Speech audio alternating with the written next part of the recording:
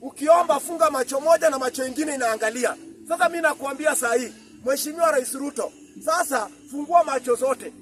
Hata ukilala usilale hivyo, macho ingine wacha iangalie na ingine imelala.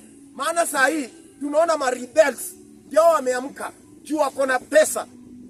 Huyu Malala mimi ninaona mabilioni ya pesa amemwagiwa.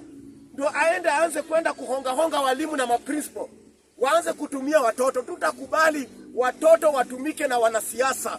Na tunakataa shuleni, tunakataa siasa. Hatutakubali mashuleni siasa.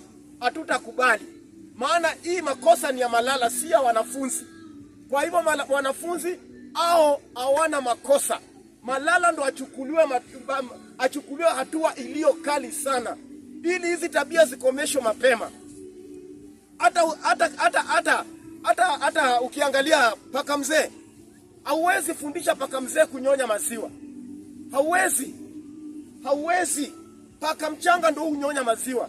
Kwa hivyo hawa kina Malala, tunapoacha waendelee hivi, hii kitu itaendelea hivi na itapanuka. Na utakuja upate watu wataanza kutumia, hata waimbaji watatumia watu na wao wanasiasa kwenda tu kuanza kuimba nyimbo za matusi, nyimbo za kugejeli, nyimbo zingine zenye hata ukiangalia zinaleta uchochezi, zinaleta mgawanyiko, zinaleta vita vya kiukabila, zinaleta vita na serikali. Na hiyo ndio kitu sisi tutaki. Kwa hivyo mimi nasema uovu ni heri uzimwe mapema. Hata moto unauzimanga mapema kabla uwake, uzidi uchome hata boma ama kichaka.